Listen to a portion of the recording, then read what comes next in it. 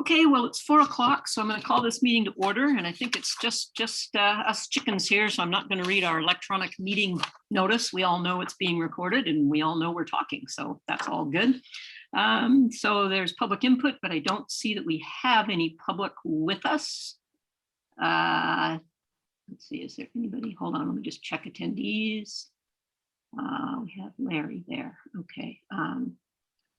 Okay, so Larry, do you wish to speak for public input, or are you just here to listen to the discussion?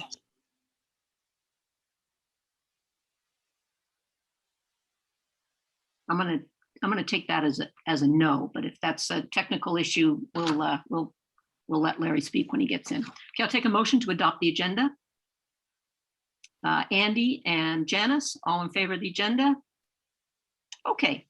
And we're just going to turn this right over to Nola and Ingrid and take it away, ladies, and welcome. It's good to see you. Thank you very much. It's great to see you all. I am going to share my screen if that is all right.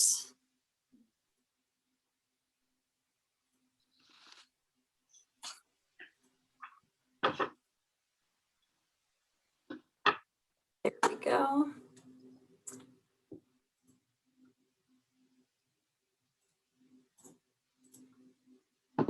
Is that view okay on your end? Looks good. Oh, there's my full screen. There we go. Thank you. Sorry, just bear with me for a moment. There we are. All right, well, good afternoon, Your Worship, members of City Council. I hope everyone is keeping well in the face of what's become a very unique summer. We're grateful for this opportunity to present, discuss, and workshop some important elements of the Rosslyn Official Community Plan Update project with you today. And we thank you for your time. So my name is Nola Kilmartin. I'm a city planner with WSP in the Okanagan office. And presenting with me today is Ingrid Lepa, our consultation specialist. Monitoring the chat box is WSP's urban planner, Megan Taylor. I'd like to acknowledge we're on the traditional unceded territories of the Sinixt, the Silex, and the Ktunaxa. And on to the next here. So we've been allotted 90 minutes of your time today, so we are going to use it to the maximum. First, we are going to report back to you on the What We Heard report, and this will include the various engagement tools and activities used for the OCP update. As you can imagine, our approach and timelines have changed, then at times they've stayed the same in light of ever-evolving circumstances and public health orders. The second part of the session will be focused on visioning and goals for the OCP update. We will cover how the vision links to community feedback and community priorities, and we'll be looking for council direction on any tweaks and additions. If time permits, we are going to attempt to review draft goals for the new OCP sections as well. So I know that all of you on council are familiar with what an OCP is and what purpose it serves in a municipality. I know there's one member of the public listening today, but for future recorded viewing, it's a guiding document for council, administration, the public, builders, and developers of all kinds. It describes a community vision for the future. In addition, the vision and policies within the OCP help determine how proposals for new development, be it housing, roads, trails, or community facilities, are evaluated. And to recap a discussion that we had with council back in March of 2022, the OCP project team was given direction to proceed under the informed assumption that Rosslyn will be experiencing a positive growth scenario over the next 10 to 20 years, which is in line with provincial projections, but does not reflect the negative growth scenario projected in 2020 by the regional district of Kootenay Boundary. So to be fair, a lot has changed in 2019 and 2020, so I think we can all understand that projections in recent years may be a bit off. And I will pass it over to Ingrid for a review. Thank you. Great, thank you, Nola. So where are we in the process? With the conclusion of the community engagement at the end of July, phase 3 is now complete, and the project is moving into phase 4, effectively turning the corner into the second half of the OCP update. So here we are reporting back on what we heard and moving into draft OCP development. So next slide. I'm just going to give a brief synopsis of the public engagement, and again, just starting with the public engagement tools. that were utilized, given that we weren't able to do in-person engagement as per public health order. So as you know, Zoom was a mainstay in terms of engagement, both in terms of the ideas fairs and engaging the advisory council, as well as yourselves. We used SurveyMonkey for the first survey, a much more elaborate survey platform, MetroQuest, for the in-depth community survey, used Mentimeter for live polling, and you'll see Mentimeter making a reappearance this afternoon, and also producing backgrounders on OCP topics and conversation guide, as well as just want to shout out to the city's GIS story map as another way to collect place-based location specific information. So moving on. So this is a synopsis of the public engagement events that actually occurred. So a preliminary public survey in January to sort of get seated in the community engagement, as well as the 3 MetroQuest public surveys. We conducted 10 stakeholder focus groups, inviting over 60 people to those groups and over specialized topics. There was 3 workshops with the advisory council, including some council members on those, 3 ideas fairs with just under 100 participants, as well as the conversation guide. So those are the key events that were delivered by the consulting team. And so how did the community learn about the community engagement opportunities? Well, we have some really nice stats that thank you, Stacy, for providing these, and they're also contained in the What We Heard report. So just summarizing briefly, there was 10 separate email newsletters sent to the OCP mailing list, and there's 1,306 people on that list, and approximately 45 to 55% of those folks opened their emails. There were 8 separate social media posts on Facebook and Bubble, and between 200 to 600 people looked at each Facebook post. There was 2 media releases and 2 ads in the paper, 2 postcard distributions, one in January, one at the end of May, announcing the June community engagement, going to over 2,000 boxes, post boxes. And in June, during the really the prime of the community engagement, there was 593 unique visitors to the website. So yeah, hoping all Roselanders had an opportunity to learn that there was no CP update going on. So what did the participation numbers look like? Here we're focusing on the public surveys. So if we look at the first survey and then the June surveys, there was a total of 1,173 responses. And so I think a natural question that you might have as counselors is, well, you know, what does that mean? How does that stack up? Did we do well? You know, especially given the importance of community engagement to this process. So we did a little bit of digging, and we looked at 3 other OCP processes, Ucluelet, Squamish, and the City of Kelowna, and went to their background documents to pull some stats. And I just want to give you a little bit of background. Both the district of Ucluelet and Squamish, their OCPs were done prior to the pandemic, and the City of Kelowna was conducted during the pandemic. And when we talk about total respondents, again, that's not necessarily, oops, you're kind of getting ahead of me there, Nola. I just want to say, like, that doesn't mean that that's for Ucluelet, you know, 345 separate respondents. That's just the number, actual total number of engagements. And so we're just translating that into a respondent rate based on the population of the community. So you can see the range from 2.3% for Kelowna up to 20.6% for Ucluelet. And then if we look at the next slide, Roslyn fared very well. This is the survey alone. It doesn't include the ideas fairs, doesn't include the stakeholder focus groups.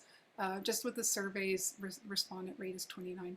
So I think you know, council can feel really good about the you know, how the community participated when we benchmark it against other communities. Okay, over to you, Nola. Thank you very much. All right, so I just wanted to cover some of the what we called ideas fairs, and they were organized into 3 thematic topics. And this was done for a few reasons. Because OCPs just cover so much ground, none of which is simple or straightforward to most people. We wanted to ensure community members felt the events were accessible and the time commitment on several summer evenings were reasonable to them. And also allow people to attend events that cover what they're most interested in and passionate about. So Rosslanders were, of course, welcome to participate in 1, 2, or all 3 of the ideas fairs. And these events were run online and used the Mentimeter live polling platform, which, as Ingrid mentioned, we'll use again this afternoon. We got some nice feedback from some people saying it was the most fun they'd had on Zoom all pandemic. So we were all very excited to hear that feedback. These themes also matched up with the 3 MetroQuest surveys that were available on the city website throughout the end of July as well. So the first Ideas Fair was themed around growth, affordability, and housing. These key themes regarding challenges and opportunities are very much in line with the feedback we received in the MetroQuest surveys during the 10 focus groups we held, meetings with the advisory committee and prior meetings with council, and the first survey that was issued as well. So we are, I mean, I'm not going to read this to you verbatim, but we will work with the city to address these challenges and opportunities in the update. Although, and I know, the mayor and various other councillors have brought this up in prior meetings, the city alone is not able to affect change in all of these areas. We can certainly identify partners and areas of influence within the region, though, to strengthen policies and and provide opportunity where it exists. Regarding recreation, arts, culture, and heritage, we'll be drawing on the goals and policies from the heavy lifting work that was already done in the Arts Matters Plan and the Heritage Plan. In addition, the city will be creating a recreation master plan next year. So some of these items will in fact receive a more critical look with strategies and tactics that can benefit more residents within the region, as those are some of the challenges that have been expressed very clearly and repeatedly throughout the consultation. I'll pass it to Ingrid. Thanks. All right, yeah, last but not least, environment, transportation, and climate. And what was really clear from our engagement in the ideas fairs and through the other platforms is that protecting the natural environment is very important to Rosslanders. And when it comes to transportation, I just want to share that the OCP will have an enhanced transportation section as a result of the active transportation project that Nola will speak to in a moment. And then when it comes to climate, the city has done substantial work when it comes to both climate mitigation and adaptation.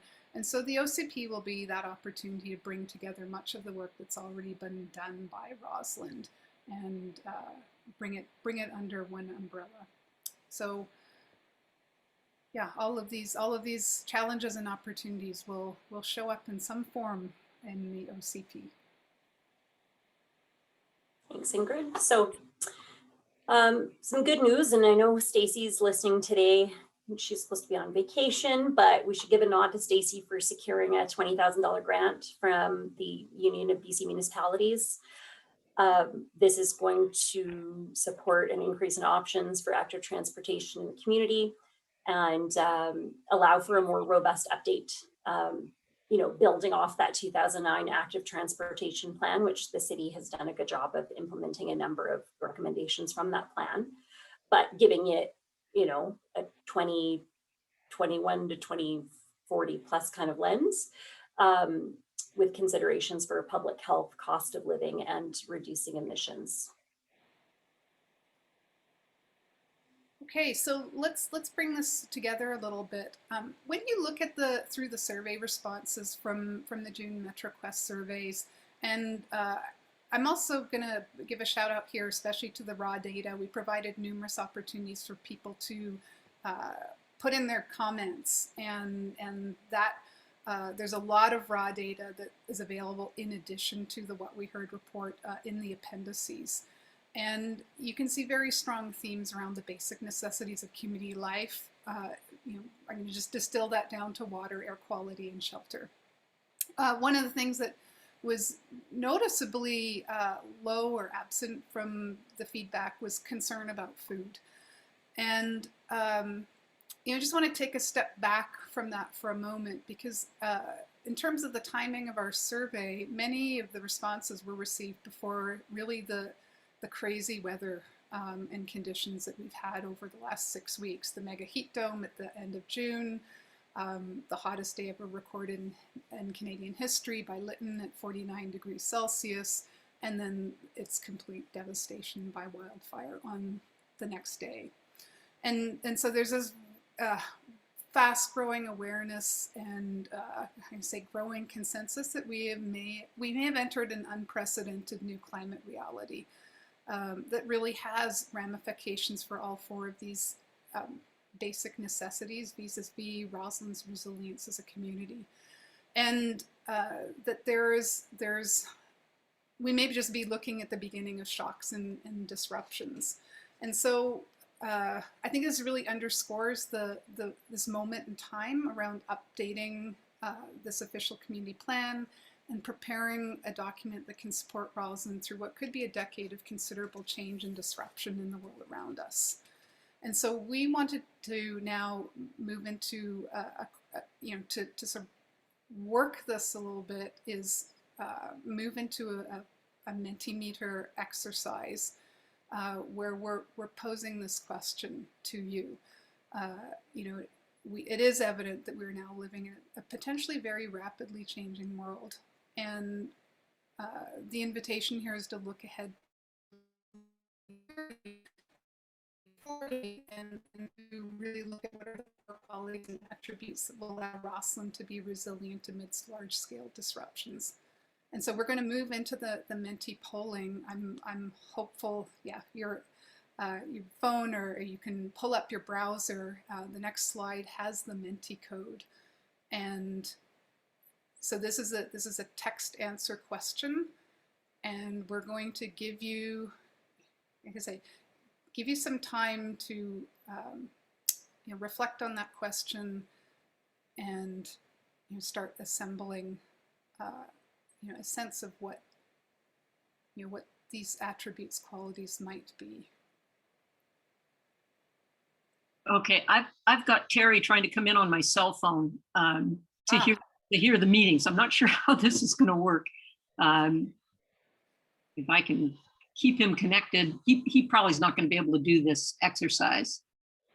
Right, and so we have a contingency plan around this, in that we in this coming week, that the invitation will be out to all of council to submit any further thoughts on these questions and the other ones that we're going to ask. So we recognize, you know, again, we're grabbing a pulse right now, and that sometimes there's a real value in being able to sit with these questions. And so, yes, there will be an additional week to provide feedback. Okay. Okay.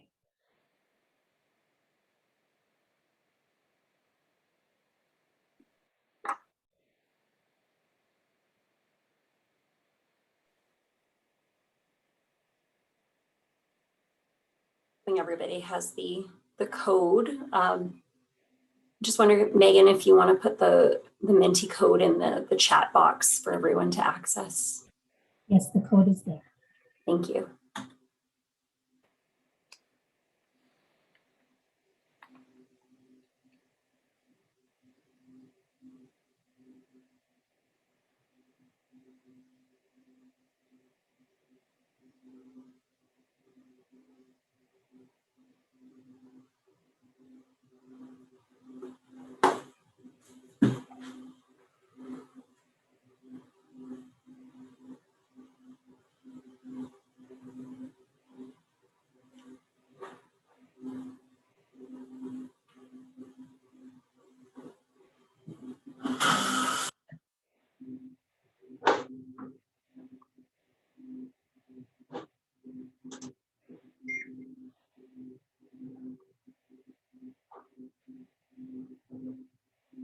I'm just going to toggle back in case it helps to refresh it.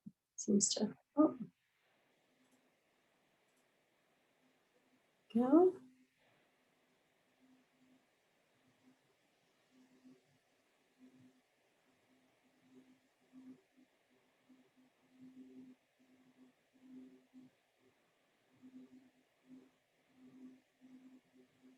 Yeah, so.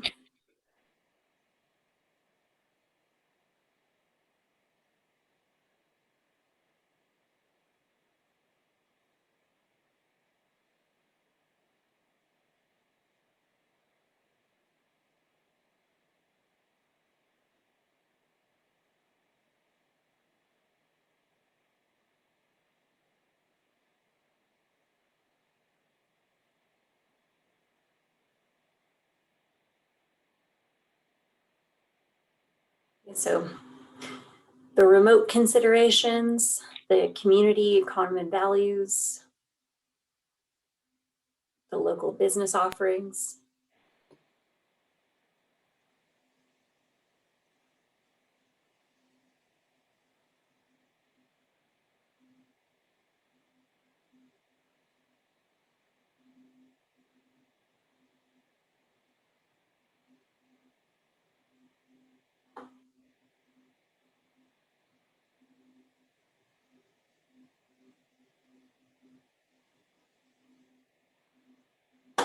Sense of community and support, yeah, getting along, local food production.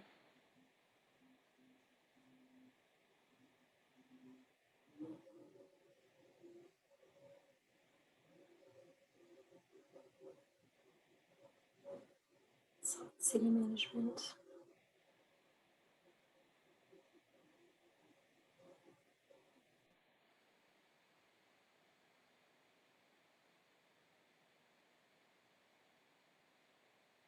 Local power supply.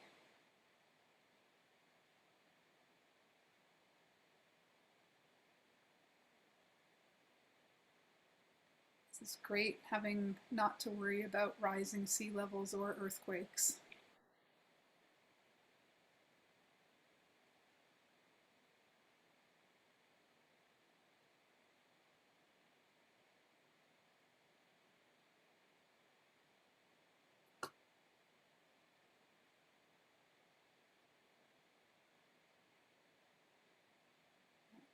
Asset management plan, forward-thinking council.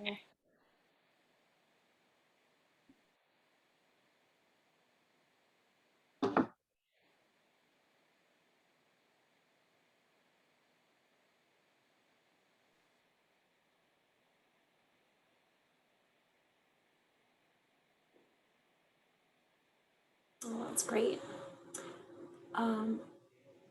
So I think if we can have everyone sort of wrap up any last thoughts, and we can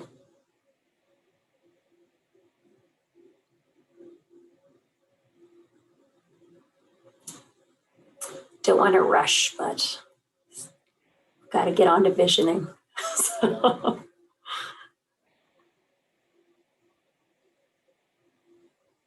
Well, and also recognizing that we can put all this together and provide it. I think we can provide it back to you to build on and comment on over the coming week.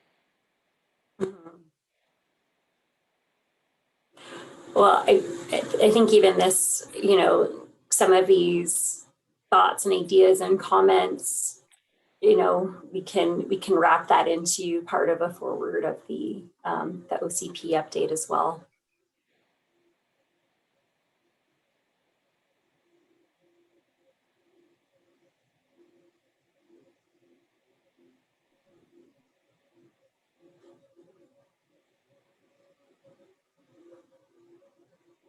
Okay. What do you think, Ingrid? Shall we? I'm thinking, I think you can probably move on. It's still open, so if anybody has any, if you're mid-thought or just thought of something or think of something in a moment, you can still go ahead and add some more comments, and absolutely it will all be captured. Okay, thank you though for all these thoughts.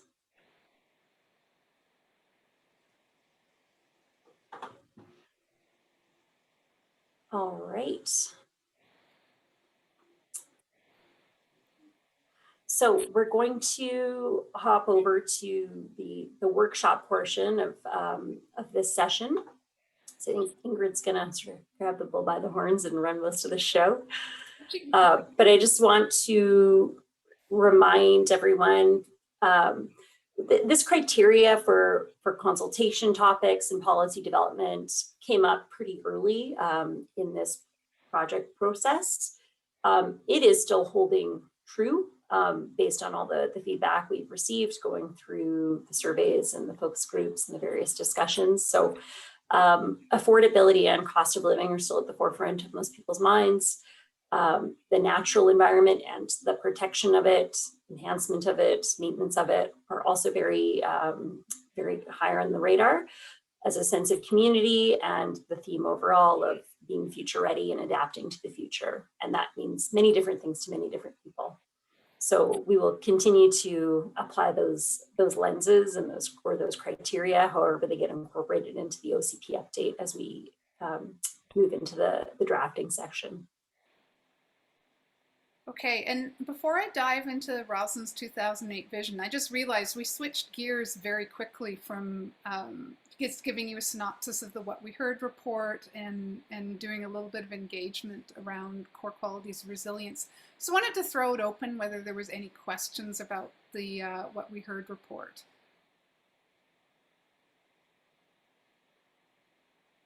And if not, we'll just keep going, but just realized we jumped over that. I can't see everybody with the screen share there. So if somebody raises their hand, hopefully you guys can see.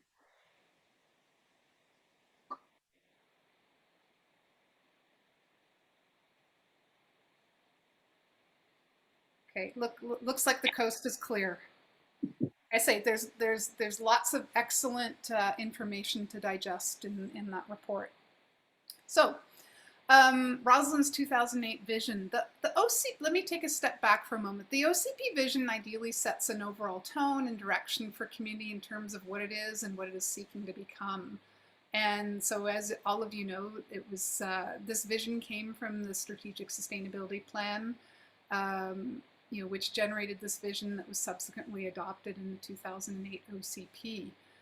And in the January survey, we asked a general question around people's vision for the future. And in the June MetroQuest survey, residents were asked to weigh in on this vision in particular in terms of what they liked, what they didn't like. And so we got some great feedback. And in terms of priorities, I'll just go on to the next slide where that's summarized. And I'm not going to read all of this because you're going to see it again in the slide after this. Suffice to say that some of these items were already in the existing vision and some of these items are new. And so we've done a really nice job of organizing all of this to make it easy to navigate. And so with the next slide, you'll see on the left-hand side is the 2008 vision broken up into 3 components. And on the right-hand side is the priorities that were identified by the community.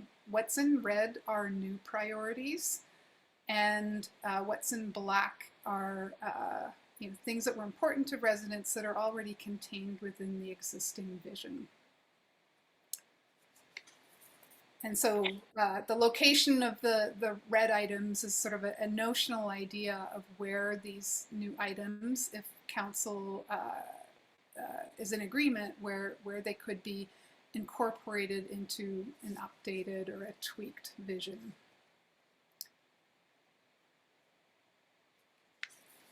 So before we go on, I think Nola's just going to give you an opportunity to see some other visions from other communities.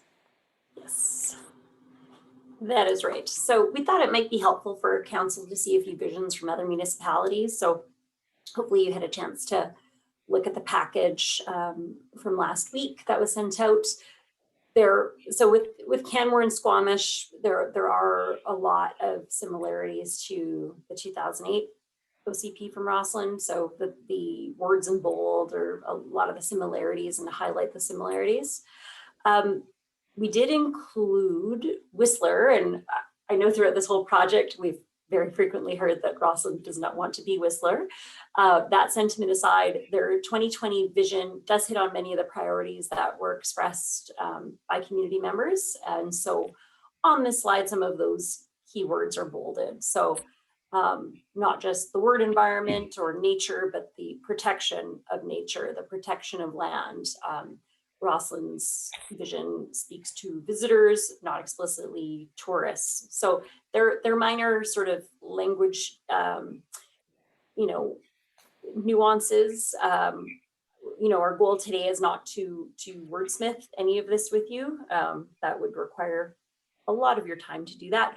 So we're just gonna try to gauge your sentiment, and we're of course open to any comments you have after the session.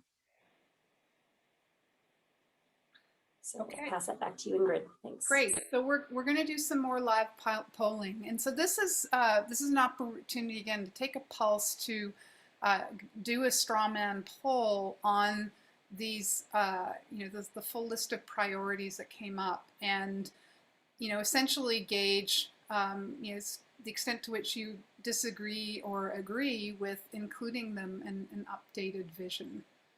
And again, this is just really looking to get a pulse, and then we'll take that away and draft a new vision. And as you know, this is always an iterative process. So this is really the first stab at looking to identify what's most important to be including in an updated vision.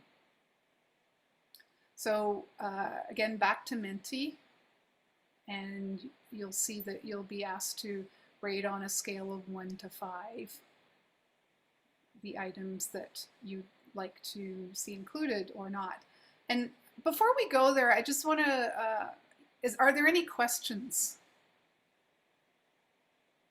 Yeah, I see Janice, you have your hand up. Okay, you guys keep talking about the report coming out, and a bunch of background data and stuff came out last week, and I didn't get it. So the only thing I've seen is your presentation.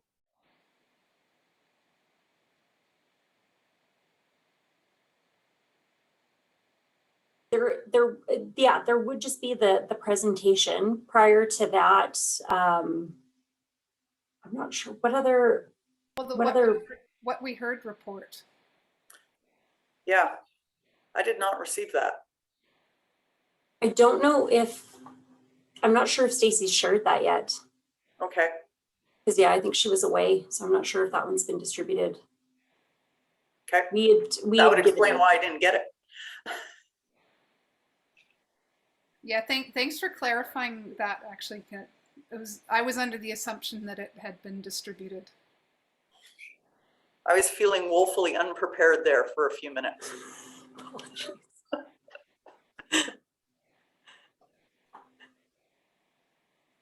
Well, I hope we gave you a sufficient summary of what was in the What We Heard report.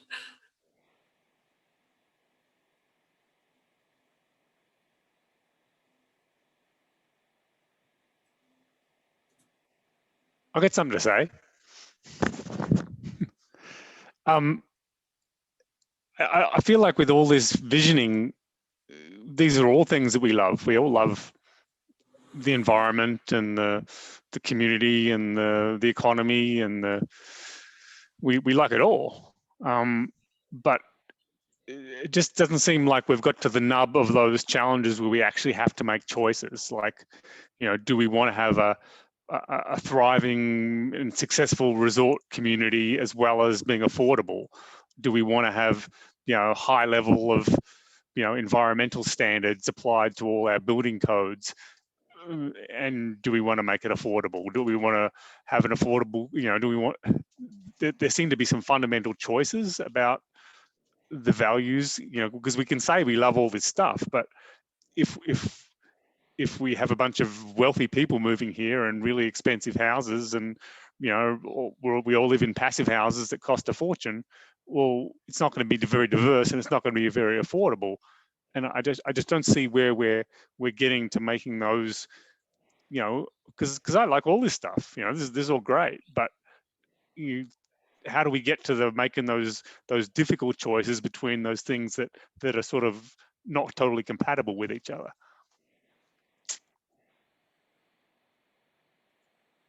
The unsatisfying answer is that it goes to more work, you know, when the bylaw is being amended or when housing policy is being adjusted.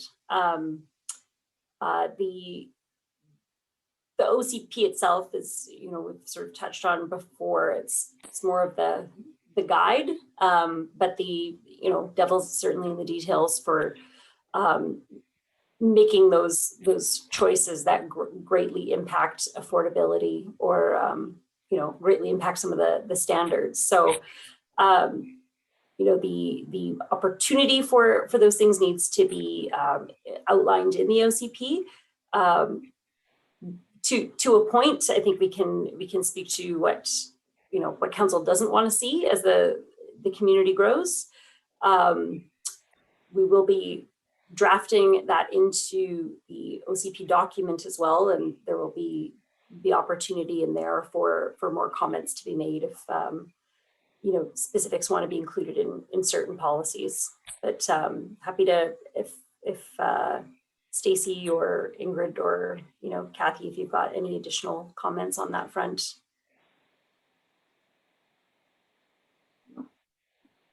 I'm good. I can see there's 5 participants and I'm wondering, there's 6 counselors on the line. So I'm wondering if if somebody's having trouble with the process.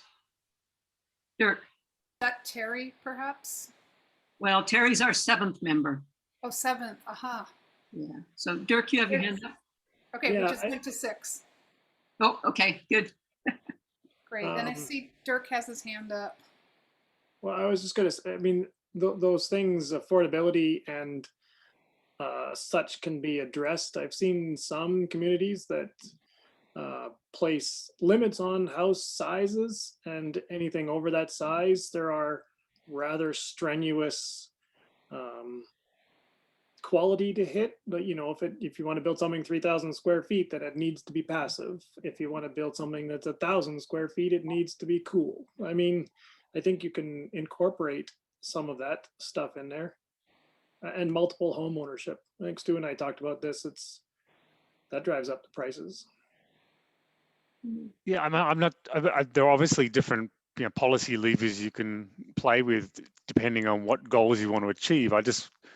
My concern with our previous official community plan was that it seemed to be wanting to be all things to all people. You know, we support all this stuff and it's all great, but it didn't provide a whole lot of direction for when we want to, you know, it didn't give us any direction which way we actually want to go.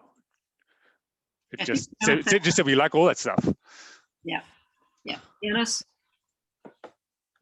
And I'm just concerned that we seem to be heading down a similar road where, you know, I know people like all, you know, I saw all the feedback. I participated in many of the sessions and I see what people support, but in no place were people challenged to confront the incompatibilities of all the things that they love.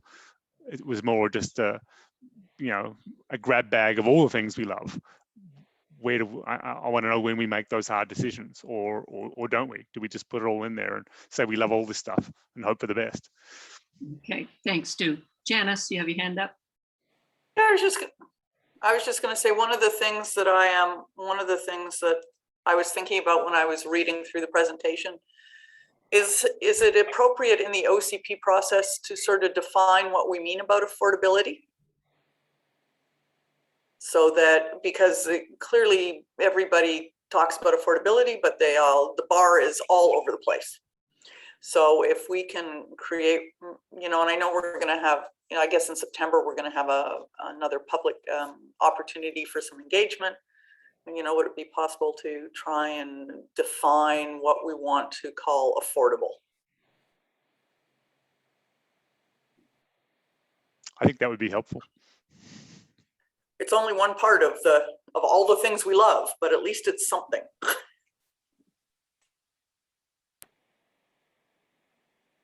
And I see Nola nodding, so this is all noted.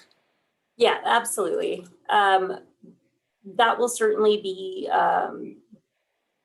another opportunity. I know in working with Stacy, the housing section, the housing and affordability section will have the greatest changes to it in this update because of those challenges that are encountered. And, you know, the hard choices often happen at council, right? You all are the ones making those hard choices. So I think when we get to the time for the draft, it will, you know, I think it's important everyone consider the times they've had to make those uncomfortable choices and what kind of guidance you're, you know, whether or not you can identify what kind of guidance, you know, would have been helpful, or what sort of definitions would have been helpful. And we can certainly come back to a discussion on some of those items another time as well. I know, yeah, the vision, like the visioning part of these projects is quite high level. So it tends to be on the positive side and what, you know, what we want as opposed to, you know, what we definitely don't want to see. But that is where that is. So I think there's a second slide to this, a second component to the same question with the rest of the community identified priorities. Here we go. So I'll just ask you to respond to this cluster of priorities as well.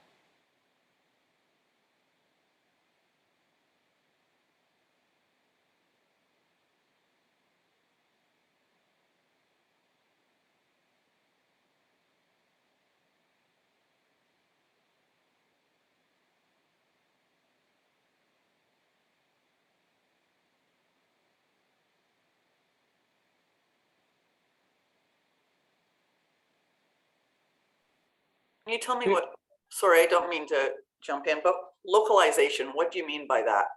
Thanks, Janice. I had the same question. Yeah, so what we saw was, you know, a strong desire to be able to access as much as possible in the community, whether that was, you know, and avoid, I'm gonna say, avoid having to go elsewhere to, I'm gonna say, meet the needs of daily life. That would be the simplest way to describe the nature of that feedback. So products and services.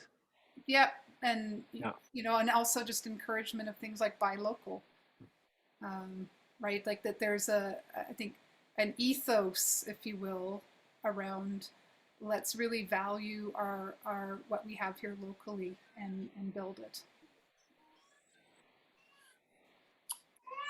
Dirk, you've got your right ahead. Just the accessibility one, is that like economic accessibility or is that physical accessibility? I mean, do we want to be able to drive around here and fly out, or do we want to be able to buy something here? Got it. That is intended to be physically accessible. So people's ability to, you know, be mobile around the community, to, you know, through all seasons, for all ages, all ability levels.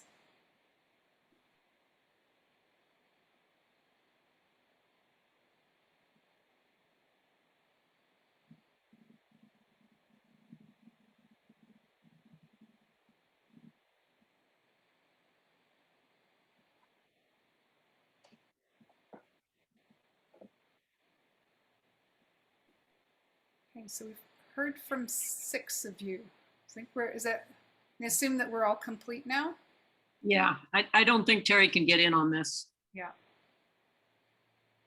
So I think we will find a way for him to be able to weigh in as well.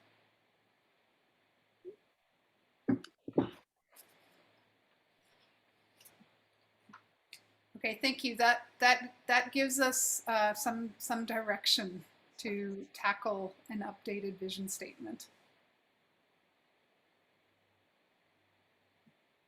And before we move on to goals, if there's any final thoughts, questions, comments.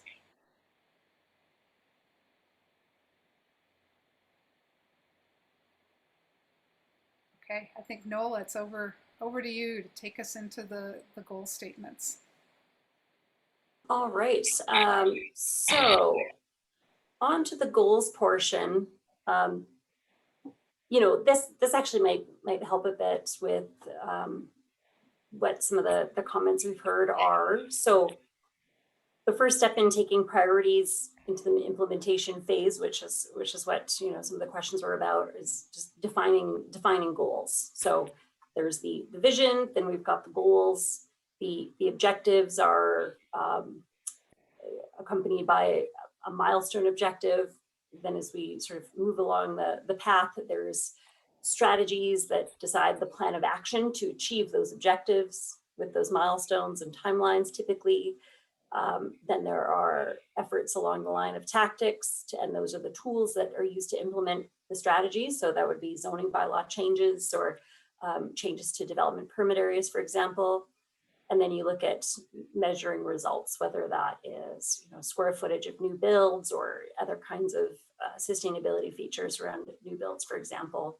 And then adjustments go along lines of improvement. So we're kind of, the visioning exercise is sort of way high at the top here, and now we're going to move into the goals portion. So these are generalized priorities and not objectives, which provide the specific solutions.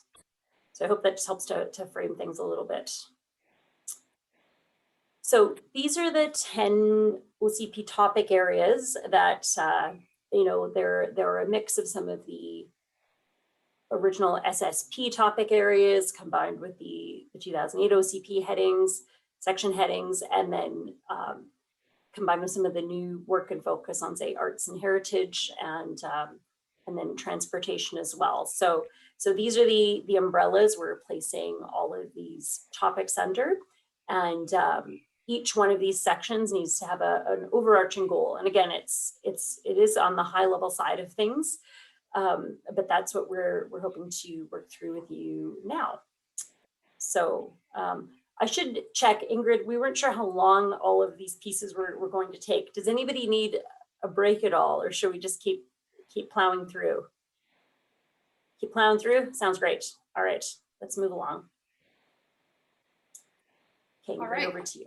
Thanks. So yeah, we're going to tackle as much as we can with these goal statements for the updated OCP topic areas, and I'm actually going to ask Megan to put also the PDF of these goal statements in the chat so that you have access to them, because again, we're going to do some straw polling around these, and we'll just go on to the next slide here, and I think what'll be most important is just to make sure that you have a way to see the goal statements as we move through the polling exercise. And of course, these were in the presentation package that was circulated. And then we'll just go to the last slide. So these are based on the community engagement and you know, all the various workshops. This is our first, I'm going to say first stab at drafting a high-level goal statement for each of the OCP topic areas. And what we were hoping to accomplish in this next bit is, you know, more or less to get a sense of how close are we to being in the right ballpark in terms of these initial draft statements. And so we're going to use the time we have. We'll just go on to the next slide. Yeah. We'll use the time we have to look at those goal statements that rate really low, or those goal statements, that'll be the priority. And so we'll take some time to have some conversation and get your live feedback on them, as well as any goal statements where there's like a lot of diversity from no, we don't like this to, oh, it's really good. So we'll just give you a couple of minutes to have those goal statements and just work through your sense of like how close to the mark are we, and then we can open up the conversation to what's missing and what tweaks you'd like to see. So Ingrid, the one that was described as managing growth seems like an overarching one that basically all of these other things fall under, as opposed to a separate category, because you start to look at that one and you know, everything cascades from that one. So it was kind of weird for me when I was thinking about it to put some sort of a priority on that relative to the others, because it seems sort of in a different class. Just a comment. Yeah, fair enough. And we can come back to that. So It would be helpful to be looking at the goals as I'm rating them.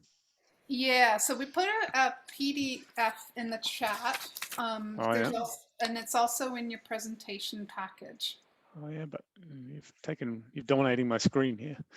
Oh, if you don't want us to dominate your screen, you can hit escape. Yes, I'll do that. And minimize. Yeah, I got it. Minimize the real estate we're taking. All of these platforms have their limitations on Yeah. I mean, on the size. You know, the other thing, Megan, that you could maybe, I don't know if it's easy for you to do that, but to put the goal statements in the chat. So we put the PDF there, but So we don't have all of them in this question, right? no, that's 5. So they're split 5 and 5. Yeah, okay, perfect. Thank you.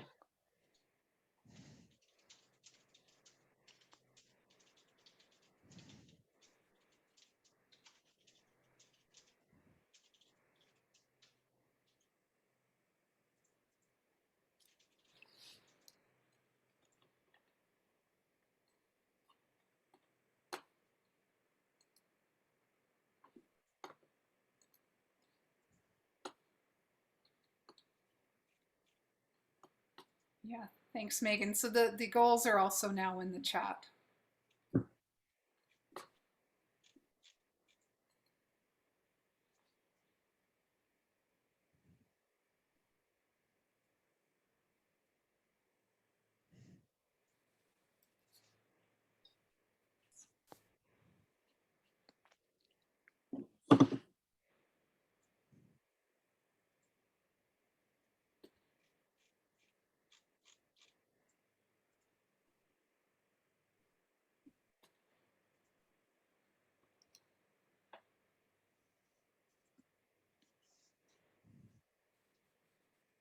Okay, I think we've heard from everybody now.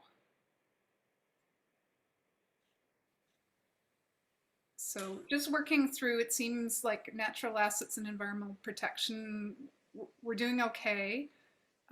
Economy and jobs, there's sort of in the 3, 4, 5 range. Housing and affordability, we're in the 4, 5, 3, 4, 5 range. Recreation, yeah, it looks like economy, jobs, recreation, we could definitely spend some time on, along with housing and affordability, because I see one also with housing and affordability that yeah, is on the 1 scale there.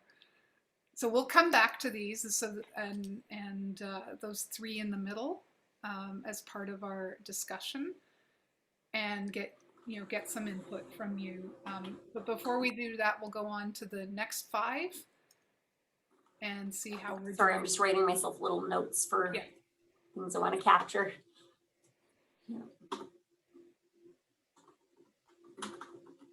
Okay, so can I just clarify how we're ranking this?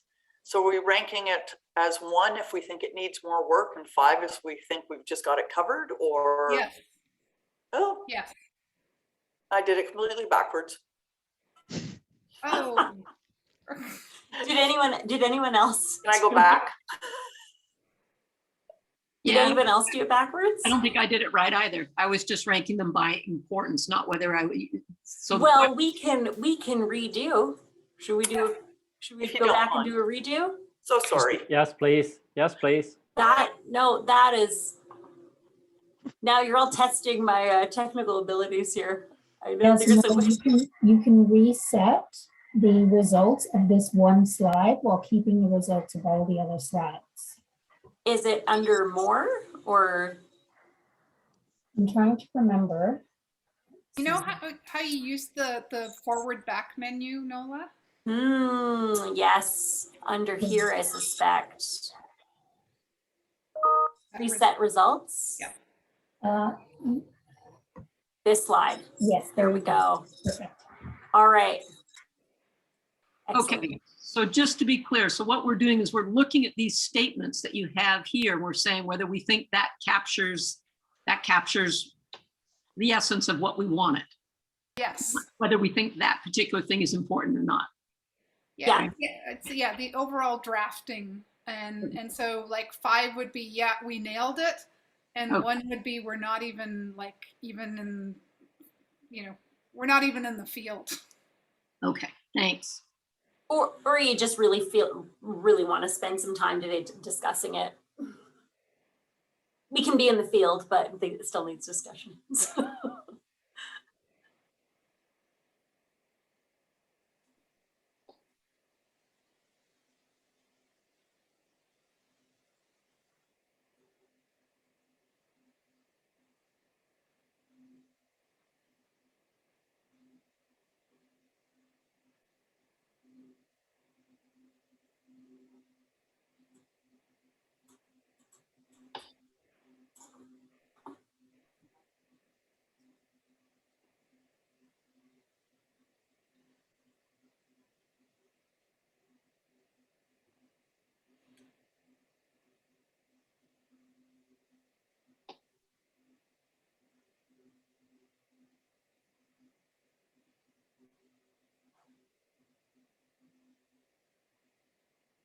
I'm just gonna go back and forth to refresh. There we go.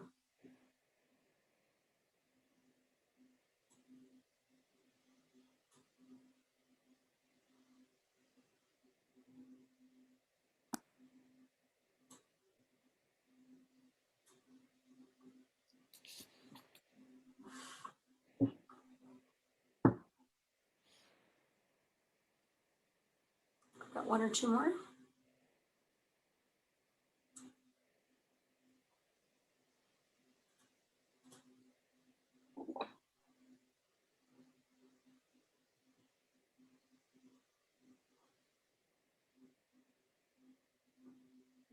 Okay, 1 more to go. I hope it isn't me. I've got something on my screen that says you've already voted on this question. Please wait for the presenter to move to a new question. Me, I'm just slow in reading. Oh, okay, that's good. That's good. Yeah. I thought maybe it was taxing me for voting twice.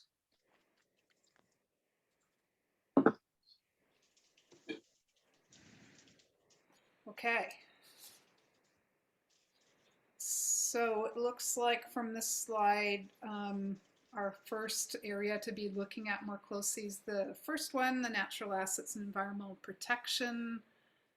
And then similarly, yeah, the one we need to talk about least is recreation. So I think let's just move through these, move to the next 5. And before you advance slides, I'm just going to take a screenshot here. Great. Thank you.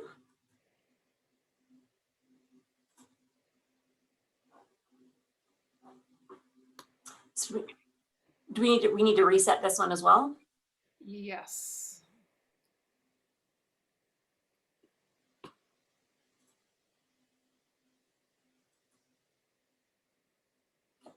There we go.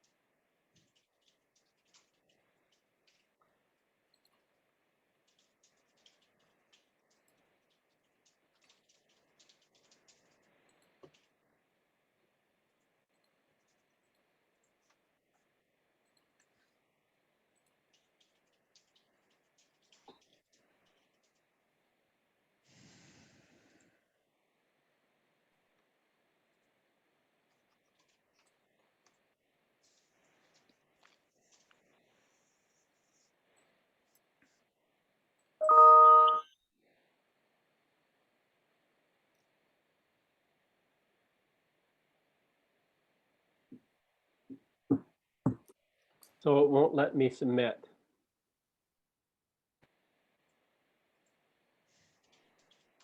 Sorry, and who is that? It's Andy. Andy. You know, it did that to me on the last one, and I just kind of wandered up and down the slide a few times. And eventually the bottom turned, the submit key went dark blue instead of light blue, and it let me submit. Mhm. Happened to me too. Mustn't like my choices. It's like Siri.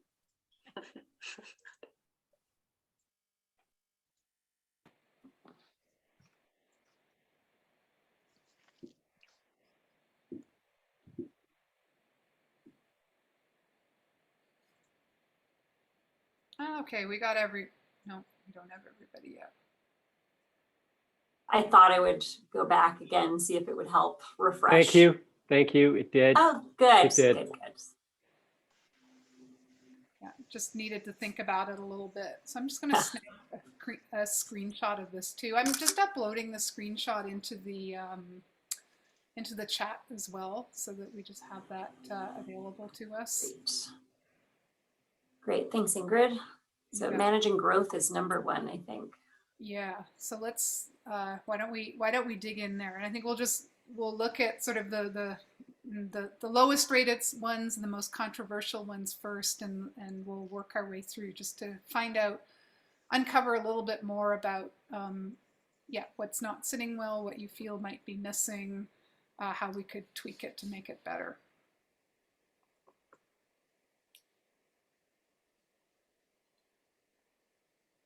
And I'm almost wondering whether just to have this as a live conversation as opposed to more mental.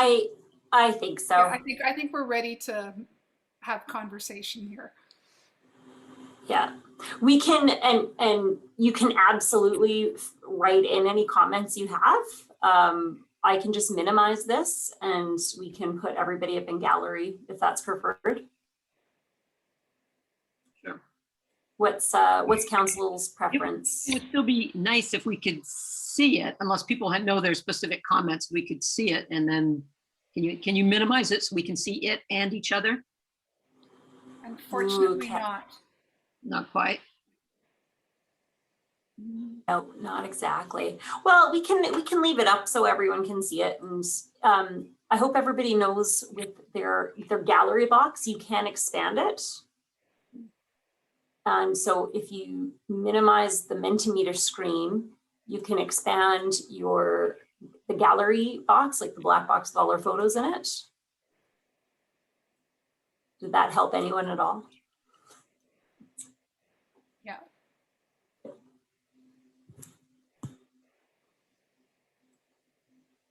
Okay.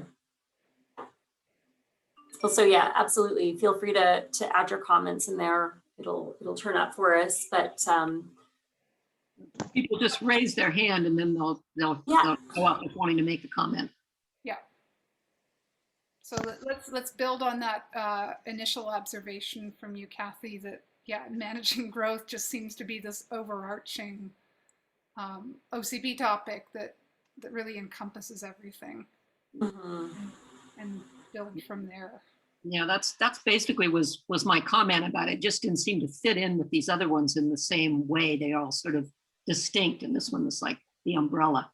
So, council, what else does anybody have to say? Are we talking or are we typing? No, we can talk, or you can type. Either way, I see there's some typing happening. Yeah, well, I mean, I just don't think that strong and equitable community covers what we're actually looking for. What would you like to suggest?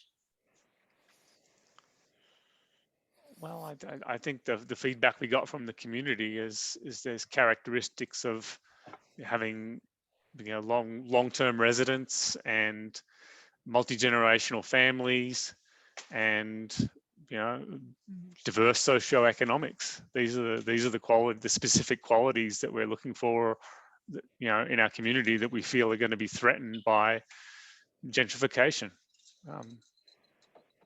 But yeah, exactly what I think.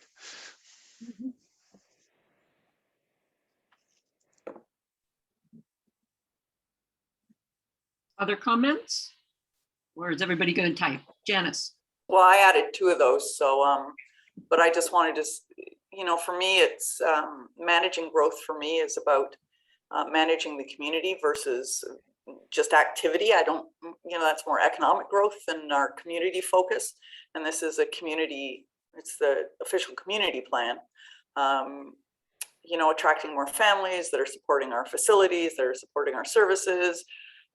Families tend to stay put longer because they have kids, so they're not quite as mobile generally once the kids get settled in, have their friends and their programs. And, so looking forward for managing growth, both as Stuart mentioned, what we've heard back from the people who are already here, I think that's the kind of growth that the community is looking for. And it's the kind of growth that'll be most sustainable in the long run. And it'll be the least fragile if there are big disruptions, whether they're economic or climate based.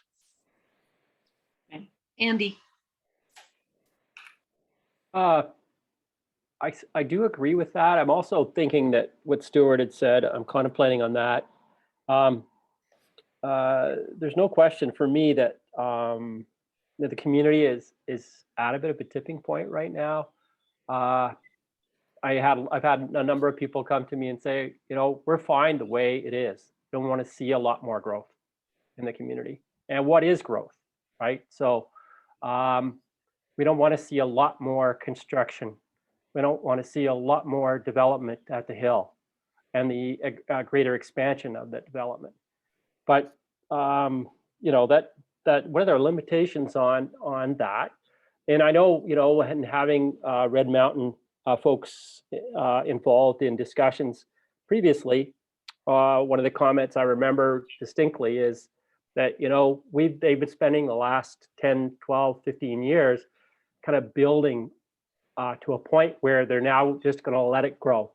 So, they put all the stuff, all the development in perspective, all the infrastructure in place, the kind of the building plans idea in place, and now they're just going to let it grow the way they want it to grow, which is exponential growth.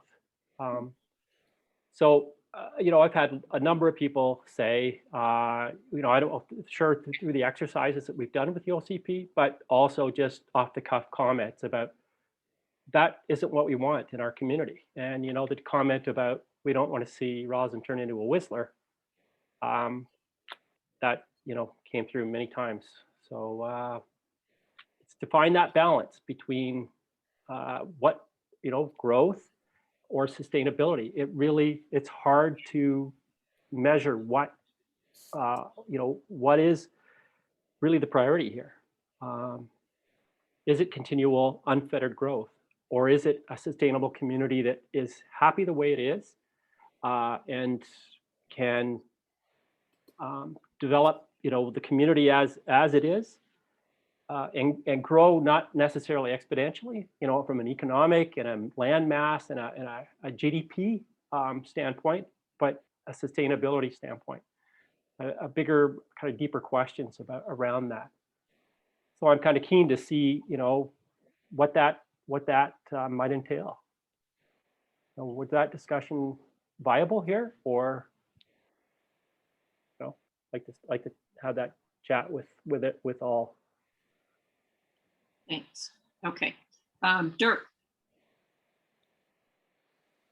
Yeah, for me, I think I just had difficulties with this one because it seems to be a mashup of 3 or 4 of the other topics. I mean, affordability is in another topic, protecting natural environments in another topic.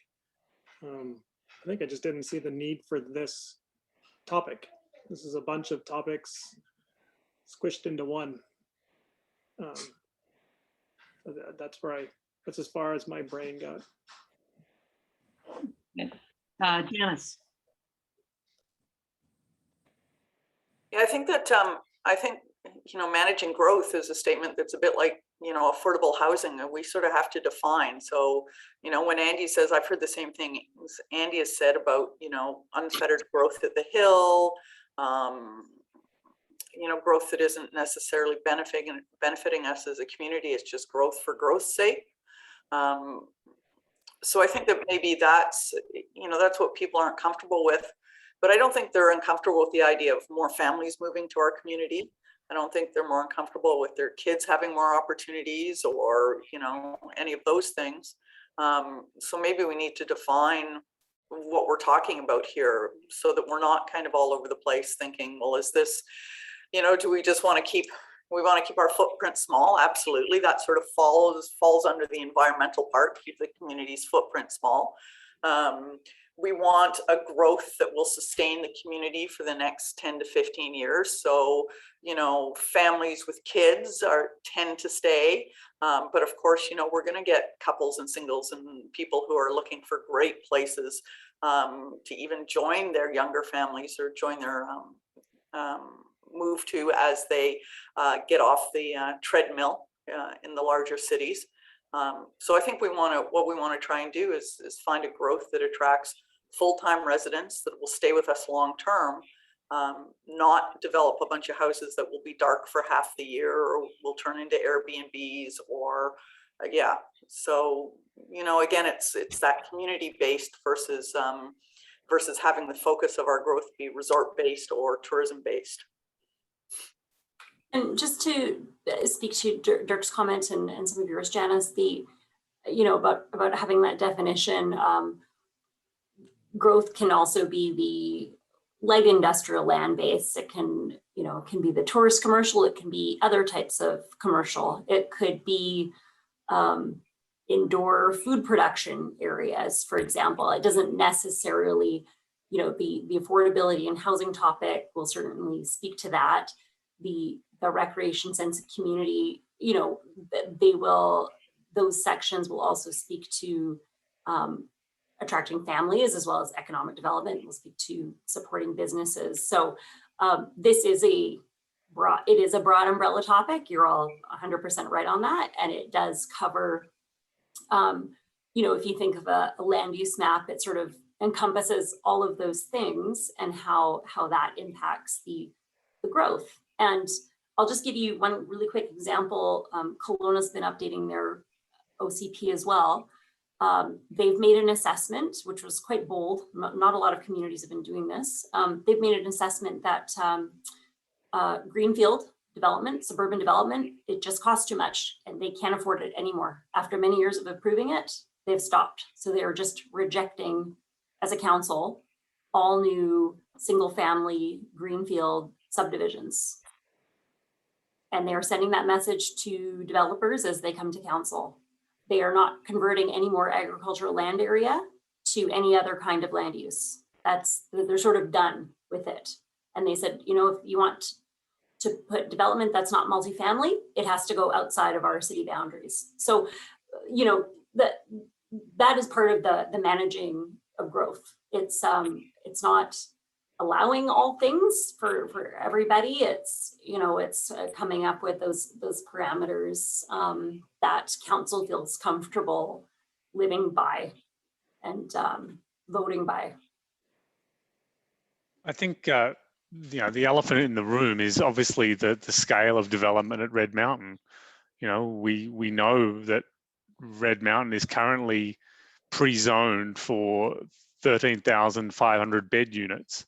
And when we imagine, we don't know if the market's going to allow it to develop, in any time soon, but it is, that's certainly the intention of the people that own the land that are developing those properties.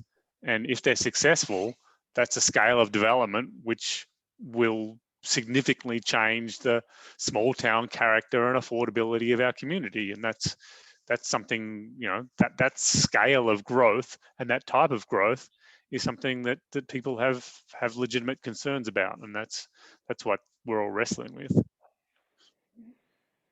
And as I'm listening, I'm reflecting on an earlier comment you made, Stuart, about the, again, the vision being sort of like, yeah, we want all of these things, right? They're all good things, but I think the opportunity here in the managing growth section is that opportunity to put, you know, Well, to, well, to obviously, address the trade-offs. obviously it's very difficult. I mean, you know, we've allowed people to invest money and make plans and you know, on the basis of you know, they're quite legitimate, you know, expectations to develop their properties. You know, we've got to that point right now. You know, these things have a momentum of their own, you know, that are going to make achieving many of these things. Like when we talk about having, you know, a culturally diverse and a, you know, affordability, and we have all these good words in our plan, but you know, it's very easy to look at communities that have a very large resort and a very small town attached, and you can see the socioeconomics and lack of cultural diversity in all those communities, and we seem sort of, you know, lined up to go along that pathway, and you know, people have concerns about it. Now, whether we choose or actually can do anything about it is another thing, but you know, it seems something that we should actually consider and decide, you know, if we're comfortable going down that pathway, or if there's any alternative. I don't know those answers, but it just seems something that we can't just come along and say all these nice things about what we want when we're quite obviously heading down a particular direction, you know. It does seem like we'd want to get some information about our options, perhaps from Stacy and staff. Janice, your hand is up. Yeah, I was just going to add on to that. I think that when the last OCP was done in 2008, we were coming off, you know, much different environment in town. It was a quieter place, and the idea of resort growth and that extra business was very attractive to many people. They saw it as a very big positive. I think 12 years later that they're looking at it, 12 or 13 years later, they're looking at it, they're seeing some of the effects of that type of growth on their lives and the quality of their lives. And they're seeing what's happened in other communities, not naming the one that we saw the vision statement for, but they are seeing some of the effects in some of those communities that were small and sleepy and had great small towns like we did at one time and still do, and how those have been changed. And I think that they're letting us know through this process that that's not what they want for us. Of course, they're not telling us how to manage it so that that's not what we get, but it seems to be a pretty strong thread in all of the events that I've attended, that's not the type of growth that the community wants to see in Rossland, and the type of result.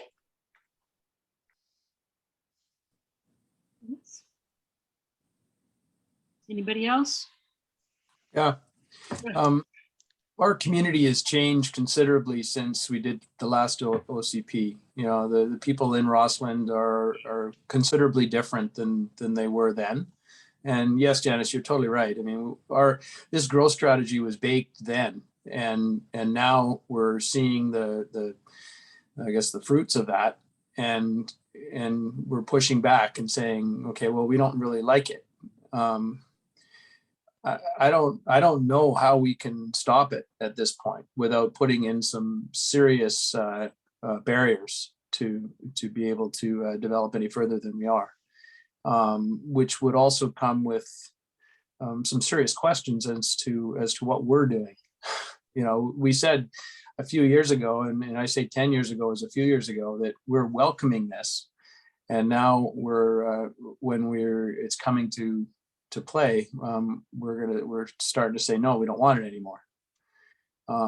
It's going to be a challenging topic amongst our community. Yes, it is. Well, one significant thing, and I think this was brought up, is keeping our footprint small. At other points of time, there's been talk of boundary expansion. You know, we'll take in parts of Area B. And as long as we don't do that, you know, there's only so much growth you can have within our footprint. And I know maybe Stacy wants to chime in. I mean, there is down zoning possibilities, or there are some tools we have. I don't know what they all are, but it would be good for us to know that. Or maybe you guys have thoughts on that, Nola. Stacy, is your connection okay?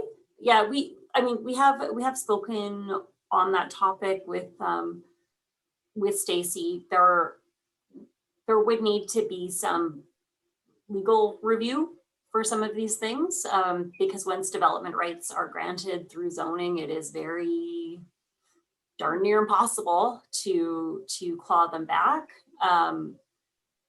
You know, in terms of boundaries on growth, I think having a strategic infrastructure priorities plan that aligns with some of the other goals and, you know, could potentially create a growth boundary within certain areas of the city limits. So those are certainly some of the tools available. The downzoning one, though, is a challenging process to go through, and it can be quite lengthy and costly to municipality. But I will, Stacy, are you, I don't know, I Yeah, don't want to I'm here. volunteer any work for you, so. Yeah, I'm here. I don't know how good my Wi-Fi connection is, but I'm here. I can hear you well. Yeah. Yes, we can always downzone, but there, like you said, there are challenges to that.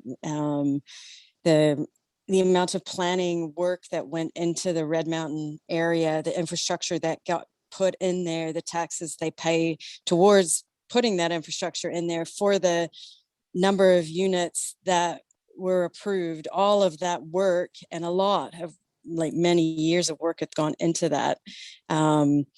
It could be argued that they are all pre-zoning them is not the best way of doing that, that maybe they could have the OCP allowance to eventually reach those units, but downzoning and then allowing them to rezone at different schedule, I guess, will allow the development to happen more incrementally rather than at the moment, all the land is zoned and all that needs to happen is subdivision. Usually that's not done that way. Usually, like for example, at Redstone, the land is not pre-zoned. So anytime they want to expand on pretty much where they are right now, they need to apply for a zoning, and that's a longer process and involves more council decisions, and there's more thought put into it than just a subdivision. But it's complicated to go into it all right now. Yeah, normal process, and I'm just speaking generally, would be you know, a policy in this section of an OCP would speak to incremental or preventing any kind of leapfrog development. And that means granting development rights to large tracts of land that are not yet serviced or not yet assessed to be serviced, or could be costly for the municipality to service, either with infrastructure, roads, whatever, even waste, fire collection, those sorts of things. So so those are policies that can be written into the OCP update.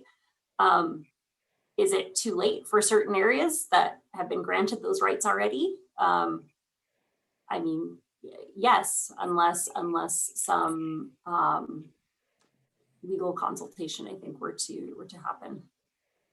So, but it can certainly be applied. That kind of policy, that kind of language can certainly be applied to the rest of the city.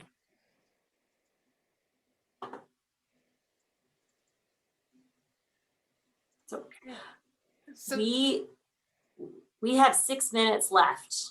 So I think this discussion opened up a big can of worms, you know, important worms. So, you know, whether it's, you know, Stacy or any members of council or administration, if you've got, you know, this isn't,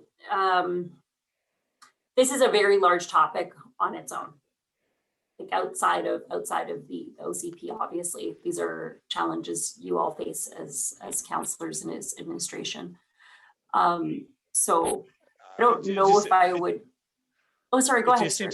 It just seems to me that rather than making idealistic statements about growth that are unrealistic based on what's already zoned and probably going to happen, unless we're going to go through some very unknown and contentious process to not make it happen, you know, potentially we need to have an official community plan that gives us guidance for how we're going to navigate this thing that is planned to happen, rather than just naively saying, oh, wouldn't it be great if we're affordable and we're diverse and we're going to not grow. The scale of development that's already authorized, if all the land, and it's not just at Red Mountain, I mean, many of the properties around Roslyn, or if we actually developed all those properties within what they're already zoned to do, I haven't even seen estimates for that capacity.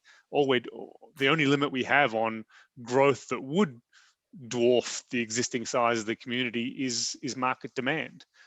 And I'd just like to see a plan that acknowledges that and gives us a plan for how we're going to deal with it.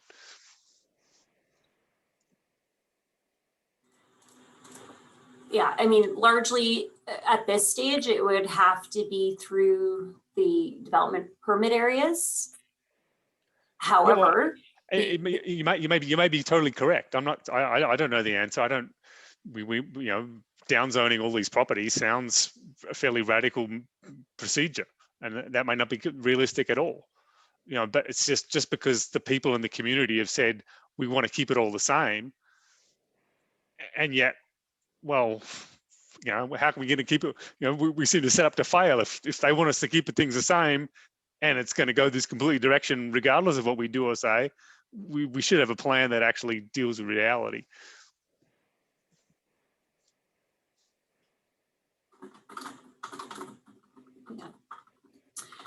yeah, well, I think on this specific topic, I don't know if you have special meetings for this within council sessions. I know this is typically a large break period, but perhaps Stacy, we can have a chat about this and determine some sort of course forward for council to have as the mayor was saying, have some more information on how you proceed to whether it's revising the DPAs, but that needs to be looked at in terms of if there's any risk to the municipality from, the developer had those approvals with a specific set of development rights attached to them. So those can be grandfathered even if the DPAs are changed now. So we just need to have sort of an evaluation of what's practical on that one tract of land, and then look at determinations on the rest that does not have development rights or zoning attached to it yet. I think that sounds like a good way forward. Have a conversation with Stacy, and then council needs to get together again with more information and talk about this. Dirk. Yeah, really quickly, I think this is perhaps a conversation to have with those developers at the city and say, look, we thought we wanted this. Turns out 11 years later, we're a little bit afraid of it. Can we rework it? And I think a community-minded developer will bend or tailor somewhat, but certainly that's a good starting point for a conversation. Great, thanks. Okay, well, I'm going to jump in here, just recognizing we have only a couple of minutes left here in our time together, and talk about next steps. So we got through one of the 10 OCP topic goal statements. And this is great because weren't sure whether we'd even have time for one. So fantastic. As stated before, we invite feedback on all of these goal statements over the coming week. And if 1 week isn't enough, certainly open to 2 weeks. You have the, again, you have the goal statements in your package. And now that we've done one goal statement, you have the sort of flavor of what we're after, in terms of, we're looking for what to change, what could be added or removed to improve the goal.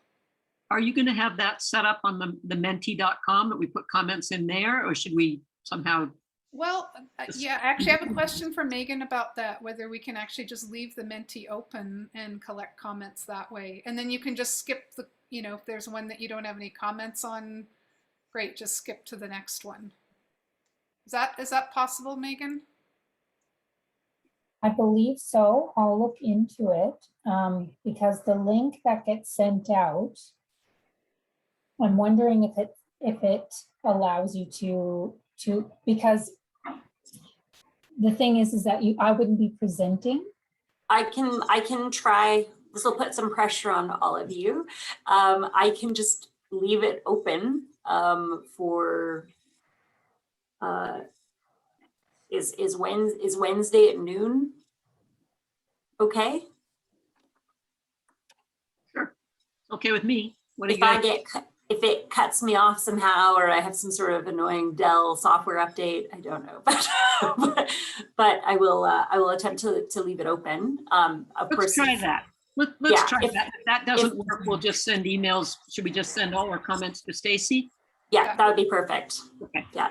But yeah, if you know, if you're able to, please add any comments into Minty, and then,